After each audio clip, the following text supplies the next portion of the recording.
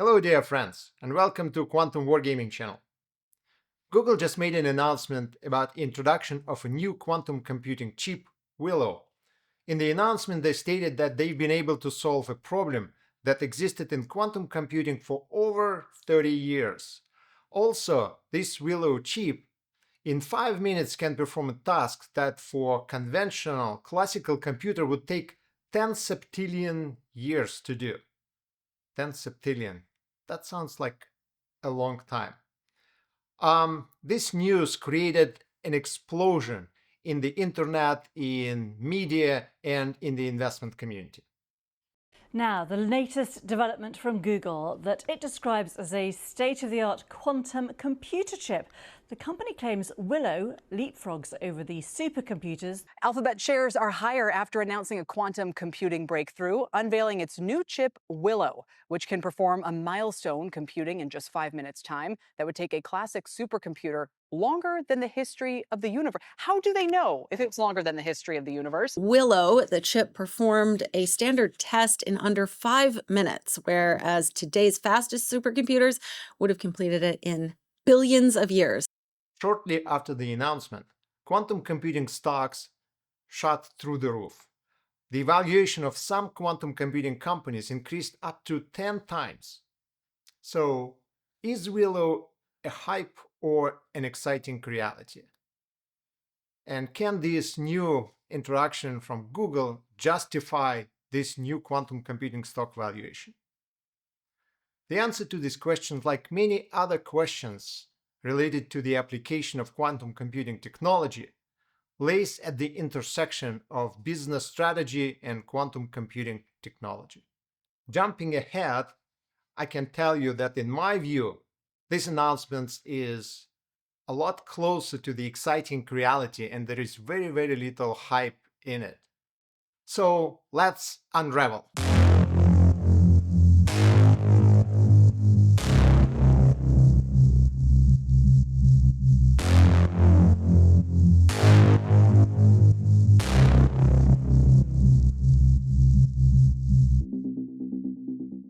Now let's talk about Willow's chip characteristics.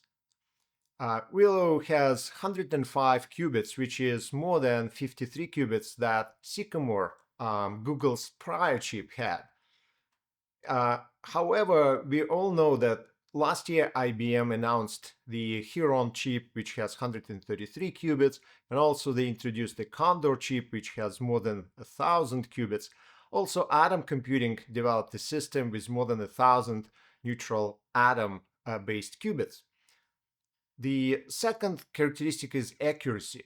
According to Google's announcements and the data they provided, the Willow chip error rate is in the neighborhood of 1 of 1,000 for 2-qubit gate operations. This error rate is in the same order of magnitude approximately as the error rates of some other systems reported by IonQ for trapped ion systems and several other manufacturers. Google's Willow chip has the average connectivity of 3.47, meaning that on average each qubit can communicate with 3.47 other qubits. And superconducting qubits don't have the highest connectivity. We know that neutral atom and trapped ion systems have greater connectivity than superconducting qubits, and some systems have even all-to-all connectivity. And the decoherence time, the Willow chip improved decoherence time by a factor of 5 versus the Sycamore chip, and they raised the decoherence times from 20 microseconds to 100 microseconds. But again, the superconducting qubits are known for a relatively low decoherence time, and the systems based on neutral atom, trapped ions, or photonic implementation of qubits have decoherence time substantially greater, measured in seconds and even in minutes. Also, I wouldn't put too much value in the test that the Google conducted, where they claimed that they performed a task in 5 minutes, performed a task that for classical computer would take 10 septillion years. The test, so-called the RCS test, which is random circuit sampling test, was specifically designed for testing quantum computing chips, and it has no practical meaning, none whatsoever. And in fact, that test doesn't really imply that the Willow chip can be used for any practical calculations. Let's listen what Google's Vice President of Engineering, Hartmut Neven, said about the RCS test. We should emphasize that random circuit sampling is not useful for an application. It's just the entry point. If you can't win on random circuit sampling, you can win on any other algorithm either. The next challenge will be to train this enormous compute power towards tasks that people on Main Street would care for. So given all that, why was I so positive about the Google's Willow chip introduction? To follow my logic, let's first take a look at the difference between the physical qubit and a logical qubit. Physical qubits, unlike classical bits, are notorious for high error rates. And to correct those errors, a variety of quantum error correction algorithms have been developed. One of them is so-called surface code. The idea is that we will combine multiple physical qubits in one logical qubit. And then in calculations in quantum computer, we will use logical qubits as one qubit to perform operations. That one logical qubit, which includes multiple physical qubits, those qubits are, some of them are called data qubits and others called the measured qubits. And if within that logical qubit there are some error rates within the data qubits, we can get a note of that by measuring some of the measured qubits and employ certain procedures and operations to correct those errors. And theoretically, the more physical qubits we have in a logical qubit, the more accurate that logical qubit is. However, there is a problem here. And the problem is that by increasing number of physical qubits in one logical qubit, we are also introducing some errors because physical qubits are inherently low accuracy particles.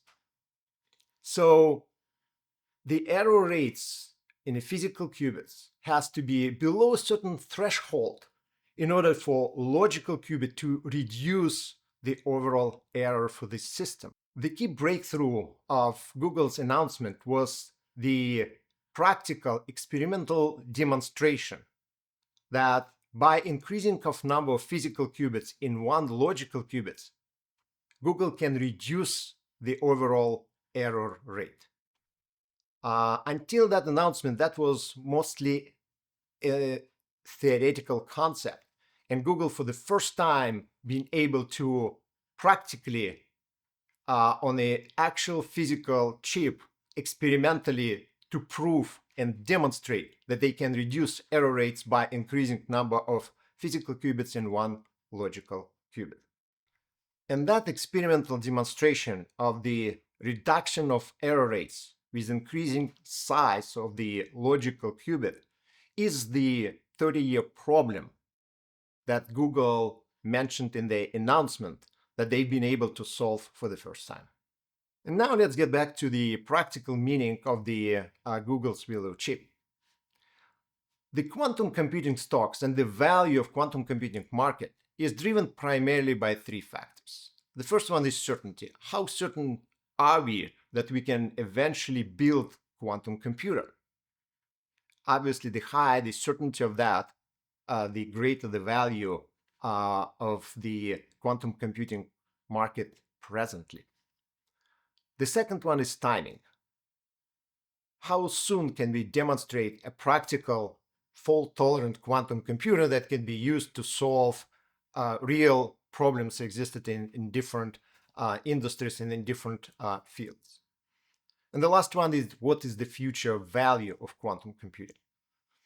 The future value is a topic on its own rights, and we will review that in one of our following videos.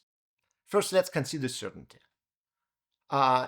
Until now, there were quite a few scientists and quantum computing experts who had some doubts about even possibility of building the fault-tolerant quantum computer. Let's listen, for example, what Seth Lloyd, one of the experts in quantum computing and a professor at MIT, said about this talk. If quantum computation does succeed, and by the way, it's not clear it's going to, right? There's like problems, I think we will discuss the problems of noise and errors and the sensitivity of quantum systems. We have to be able to overcome those. We're kind of a push comes to shove time where it looks like kind of 50-50. We're going to be able to make these large quantum computers. May happen or it may not. If it does work out, then it's going to be really useful, and I would say a pretty positive way. Google announcement, and specifically the fact that we can exponentially reduce the error rate for logical qubits by increasing number of physical qubits in it, significantly increases certainty of building fault-tolerant quantum computer, and that in turn impacts the valuation of quantum computing stocks, because any net present value directly proportional to the probability of that future value actually happening. Now let's talk about the timing. It's been argued by many scientists that the first fault-tolerant quantum computer would have approximately 1 million qubits, and with 1,000 of logical qubits, that would be required for some known quantum computing algorithms. So that means that each logical qubits would include 1,000 physical qubits. And the error rates for that logical qubit would have to be 1 in a million, 10 in power minus 6, in order for that computer to be practically useful. So the question is, how close are we with the Willow quantum computing chip characteristics to achieve that accuracy of 1 in a million error rate for a logical qubit that includes 1,000 of physical qubits? So here's my not so scientific logic about that. Google tested 3 logical qubits with depths of 3 with 17 physical qubits, depths of 5 with 49 physical qubits, and depths of 7 with 97 physical qubits. And they demonstrated that they can drop the error rates by factor of 2 by moving from depths of 3 to depths of 5 to depths of 7. Let's just make a conservative assumption that we can reduce the error rate for logical qubits by factor of 2 every time we increase depth of that logical qubits by 2. So how many physical qubits would be required to build a logical qubits with the error rate 1 in a million?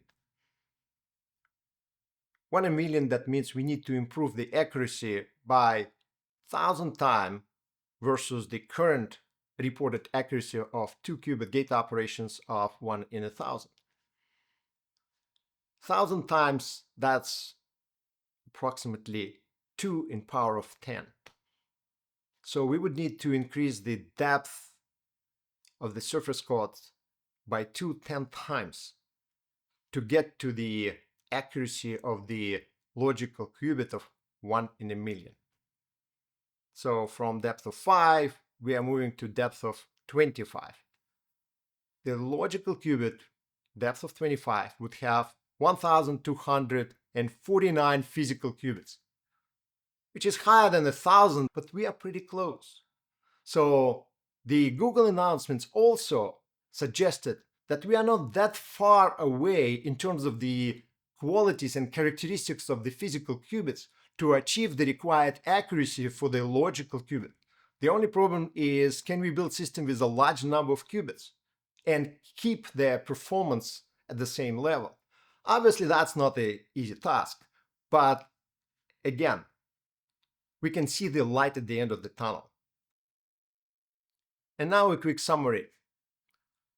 Google's Willow quantum computing chip announcement is a major breakthrough in quantum computing. It significantly increases the certainty of us eventually building fault-tolerant practical quantum computer and brings us closer to that day, improving the timing of that event. In that sense, it justifies the increased value of the quantum computing companies, both private and publicly traded. Whether the actual dollar value of the quantum computing market, whether that value is justified by the future value of quantum computing market, we will explore in our next video. Until then, goodbye and see you soon. Quantum computing, it's a game changer. Shifting the paradigm, rearranger. It will shape the future like no other. Step up your game, be a quantum brother. Quantum computing, world get ready. Revolution coming, no time for steady. Learn the ropes, go forward fast. Charge ahead and leave competitors in the dust.